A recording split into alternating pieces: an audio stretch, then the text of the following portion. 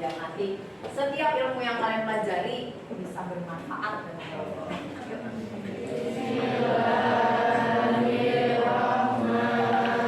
saya mau tanya sebenarnya tentang yang teman-teman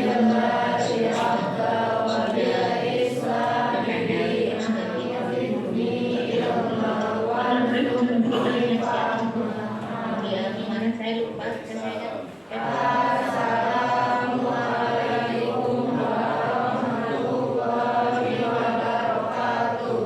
Kemarin pembelajaran saya buatnya pakai karena sekarang saya absen dulu. Semoga hari ini masuk semua nih.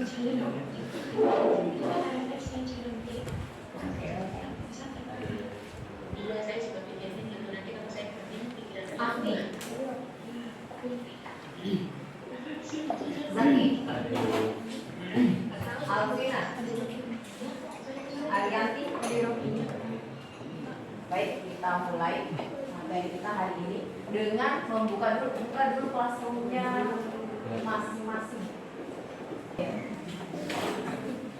Hari ini kita mau pelajari tentang faktor yang mempengaruhi laju reaksi. Tapi dari berapa sih faktornya? Masih ingat ya? 4. Kita hanya pelajari hari ini hanya 2. Faktor apa?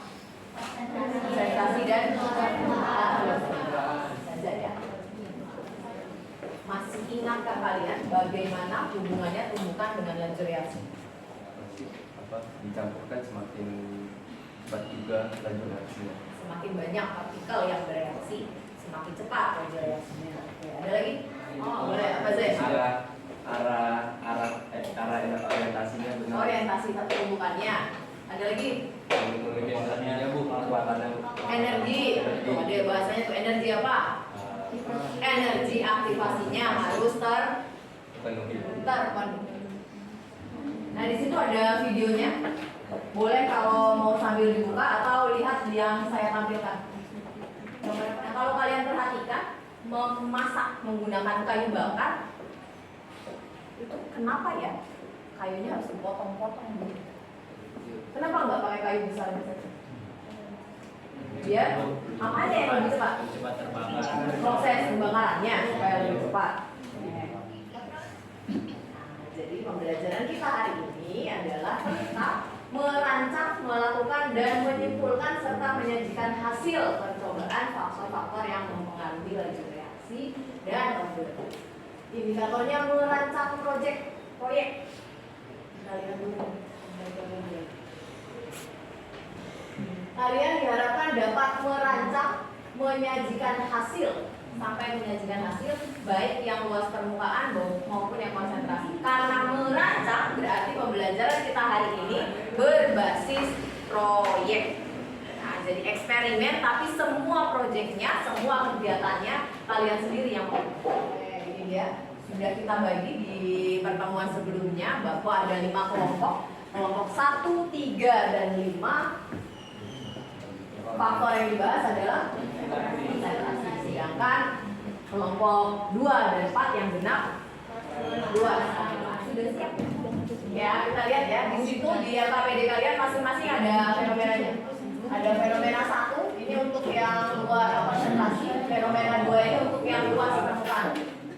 Oke, ini yang fenomena 1 yang di LKPD-nya konsentrasi. Yang bagian luas permukaan di LKPD-nya pasti nggak ada ini. Boleh tapi lihatnya ke slide saya saja. Yang luas permukaan karena di LKPD kalian nggak ada ini. Pernah nggak bantuin orang tuanya nyuci toilet? Nyuci toilet pakai air saja. Biasanya kita pakai bantuan pembersih toilet. Nah, pembersih toilet itu umumnya punya tingkat kekentalan yang lebih tinggi. Pertanyaannya, manakah yang lebih cepat menghilangkan noda kamar mandi? Pembersih toilet yang kental atau yang sudah diencerkan? Boleh? Karena lebih cepat, jadi tumbukannya tuh lebih terjadi gitu, karena banyak molekul-molekul yang karena pekat, jadi banyak molekul yang bisa bertumbukan. Karena yang lebih peka itu berarti partikelnya lebih banyak, Bu. Jadi tumbukannya lebih sering. Jadi laju reaksinya lebih cepat gitu ya. Jadi lebih cepat membersihkan noda. Ini yang virtual lab ini boleh kalian buka, ada di Classroom. Ya, ada di Classroom-nya, boleh diunduh. Sekarang kita masuk ke bagian pentingnya. Kita rumuskan masalah. Silakan dibuka LKPD-nya. Lihat di bagian perumusan masalah. Sudah, masing-masing. Saya bukanya yang konsentrasi boleh. Tuliskan rumusan masalahmu sesuai dengan gambar pada fenomena yang ada di atas di LKPD dan kaitkan dengan pengaruh konsentrasi terhadap laju reaksi. Itu untuk yang konsentrasi. Kalau yang luas permukaan berarti kaitkan dengan pengaruh luas permukaan terhadap laju reaksi. Kelompok yang saya tunjuk boleh dibacakan saja rumusan masalahnya ya. Kelompok 4 ya ini. Ayo baca. Rumusan masalah kami yaitu 1. Apakah luas permukaan mempengaruhi laju reaksi? Yang kedua, mengapa besar kecilnya permukaan berpengaruh terhadap laju reaksi? Yang ketiga, mengapa semakin kecil ukuran partikelnya semakin besar luas permukaannya? 1. Mengapa perbedaan takaran soda kue mempengaruhi pengembangan pada balon? 2. Apakah perbedaan takaran soda kue dapat mempengaruhi waktu pengembangan balon? Variabel terikatnya apa? Variabel kontrolnya apa?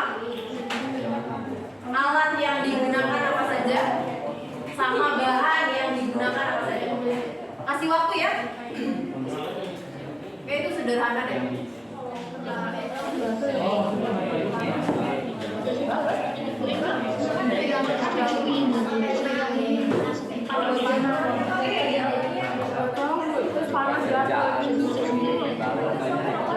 Kita memonitor kemajuan proyek.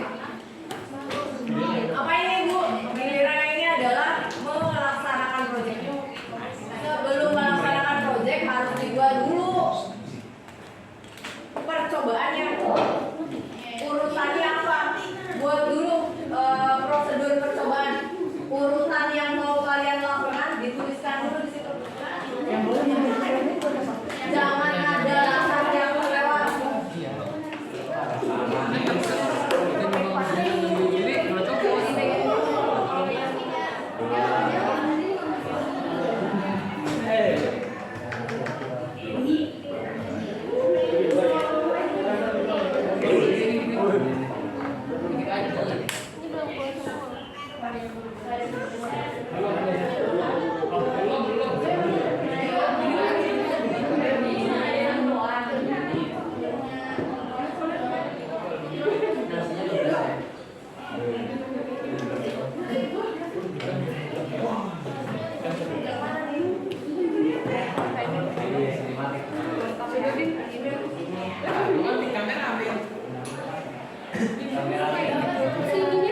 Silakan sambil dicatat datanya di LKPD ya. Jangan semuanya. Ini udah dimasukin tadi.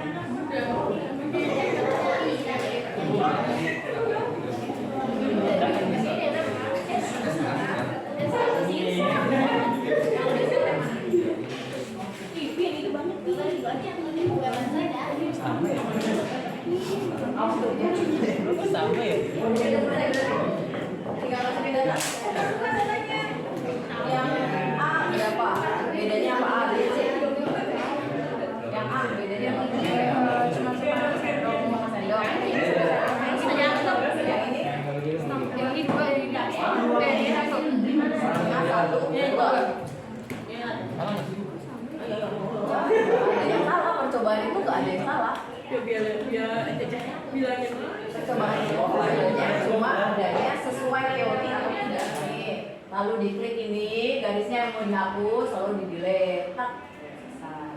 Kalau mau mengerjakan di sini, saya kayaknya mau nulis aja deh. Nanti saya foto, saya teks di situ, boleh nggak? Boleh. Kamu buat di kertas, kamu buat grafiknya, terus dimasukkan ke dalam sini boleh. Baik, kalau sudah selesai silahkan di hand in work-nya LKPD-nya, silahkan diklik hand in work yang paling bawah, lalu klik submit untuk disubmit.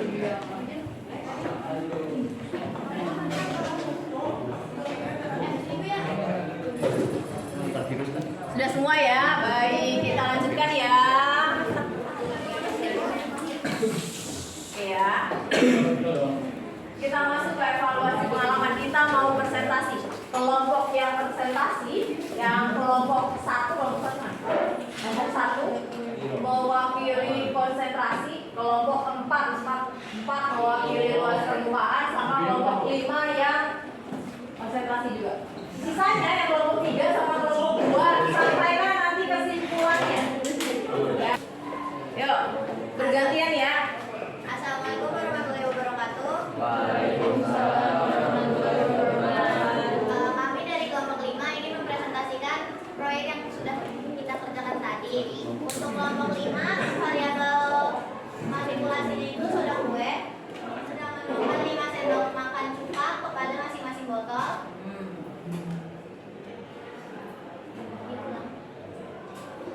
Ini ke dalam botol B, lalu memberikan 50 ml air kepada masing-masing botol. Ya.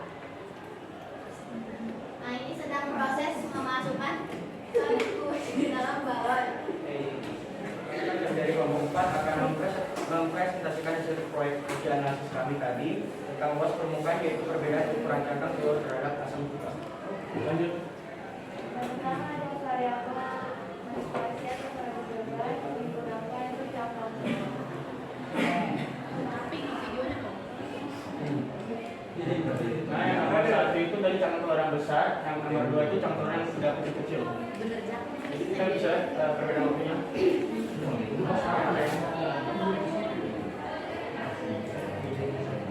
Dari prosesnya, jadi yang nomor 1 itu agak lebih lama. Semakin besar luas permukaan bidang sentuhnya, katanya tumbukannya makin cepat. Semakin cepat tumbukan, maka laju reaksinya semakin cepat. Jadi hari ini kalian sudah belajar tentang dua faktor laju reaksi, faktor konsentrasi dan faktor luas permukaan. Terakhir, saya pastikan bahwa kalian sudah harus paham, kalau konsentrasinya semakin besar, maka Semakin besar laju reaksi. laju reaksinya semakin besar. Kalau luas permukaannya semakin besar, laju reaksinya juga semakin besar. Sekarang lihat di classroom-nya, bagian terakhir ada game di situ. Silakan coba dikerjakan sambil main gamenya. Waktunya cuma 1 menit kok.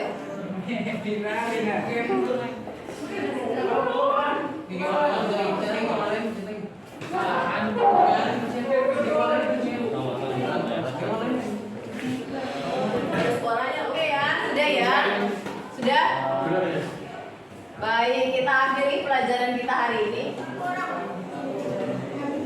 Manfaatnya kita belajar ini apa ya? Coba ya. Baik. Kita jadi tahu kalau misalkan kayak mau bersih kamar mandi mungkin pakai obat kamar mandinya yang lebih cepat ya, lebih biar reaksinya lebih cepat gitu, nggak perlu capek-capek. Terus kita jadi tahu kalau semakin besar konsentrasi semakin cepat juga laju reaksinya, kayak bikin teh lebih baik pakai gula pasir jangan gula batu gitu. Kita tutup pembelajaran hari ini seperti biasa, baca doa dulu supaya yang tadi sudah dipelajari ada yang nyangkut. Amin. Ayo, Zain. Sebelum kita main